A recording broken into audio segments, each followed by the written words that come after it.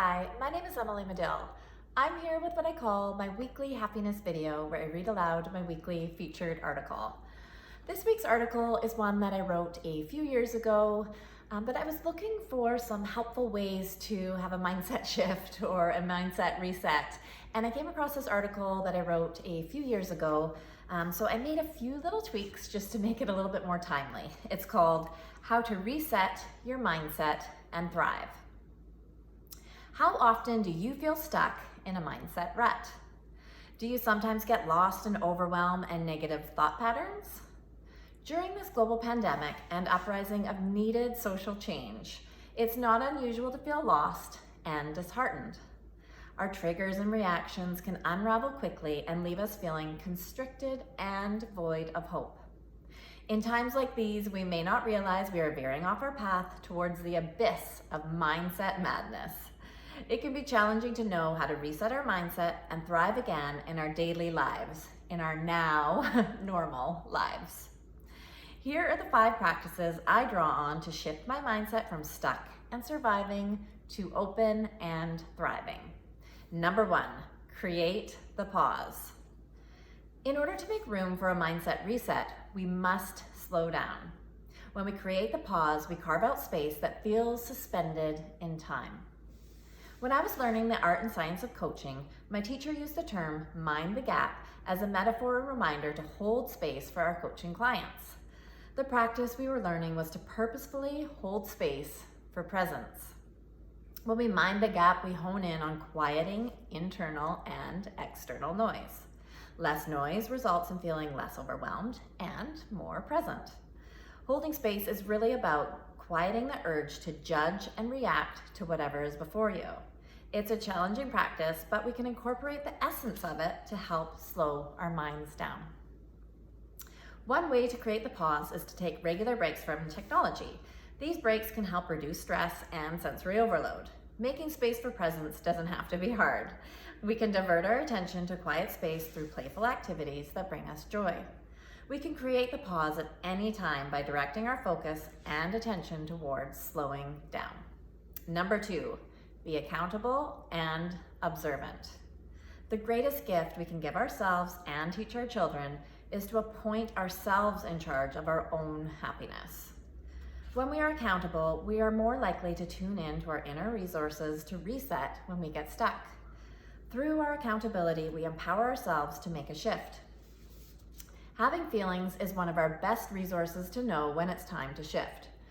Our feelings can be felt physically. These physical cues help take the mystery out of knowing what is right for us. If we feel good, we're headed in the right direction. If we don't feel good, that's our indication to tune in and get clear on what we most need in that moment.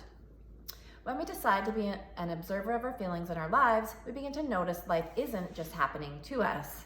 We have a say in how we receive everything before us. When we are accountable and self-aware, we get to know ourselves very well. We can use this knowledge to help ourselves get unstuck. Number 3, up the ante. When we get stuck in a mindset rut, life can feel stagnant and grim. If we want to feel more energized and excited, we can choose to up the ante by getting uncomfortable. Pushing out of our comfort zone is one of the best ways to shift out of a rut. If we want different results, we have to change the way we show up. When we feel stuck in a mindset rut, we need to think different thoughts and approach life with a fresh perspective. We must shake things up. We can up the ante and push out of our comfort zone little by little or in one giant leap. That's a personal choice and preference based on the circumstance before us. The point is to get more comfortable with the idea of getting uncomfortable. When we create new action and movement in our lives, we help change our energy and overall vibe. Number 4, anticipate more. Our expectations pack a powerful punch. When we stop expecting other people to make us happy, we are in for an exciting ride. When we expect that life will be an amazing adventure, it will be. When we anticipate that overall life is good, our overall experience of life will feel good. When we choose to see the best in others and ourselves, that will become part of our experience too. When we feel like life is hard and awful and we won't ever catch a break, that will also become our experience. Anticipating more requires a leap of faith, and belief in the magic of life. When we anticipate more, we react to life differently and our experience shifts. It's part faith and part choice. It's up to us to decide. And finally, number 5, daily deliberate reset. The health of our mindset is important. Our mindset affects our overall experience and quality of life. Our mindset dictates how we show up in the world and how we treat others around us. When we practice mindset resets, when we aren't stuck, it becomes easier to tune in and reset when we get stuck. A mindset reset is all about creating pause to start fresh. I've found it's easiest to start fresh in the morning when my mind is naturally quiet. Each morning before I get out of bed, I spend a few moments appreciating the gift of another day. Then I shift my attention to creating an intention for the day. I decide how I want to be in the day before me. That's part of my starting fresh. My intention doesn't create the day, but it powerfully starts me off on my best foot. It helps me anticipate more from my day. If I get stuck throughout the day, I'm more likely to draw on my intention to help me shift and react proactively to what's before me. Having a daily mindset ritual is a chance to turn the page and start fresh. There isn't a right or wrong way to create your reset ritual. Do it in a way that feels right for you. What does your life feel like when you are thriving? So that is our article this week, how to reset your mindset and thrive.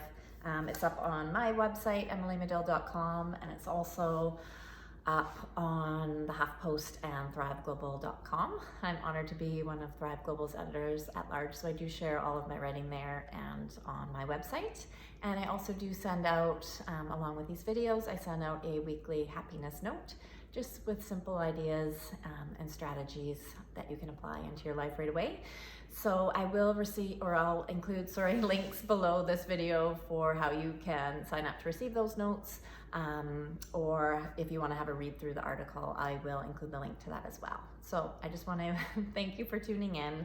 And these are challenging times, and while this article isn't about just ignoring everything that is hard and real and important for us to be focusing on and moving through and actively supporting, it's about just really grounding yourself and aligning yourself with your truth and taking that time to recharge so that you are in that position to be able to step out into the world and to share your gifts with the world and in the world from a really grounded place rather than from a reactive, defensive place. So this article is all about just giving that care for yourself and just creating those sort of times to reset and realign so that then you can, of course, go into your daily life just feeling as grounded as you possibly can. So I hope this was helpful. Again, I want to thank you for tuning in, and as always, I look forward to connecting again soon. Thank you.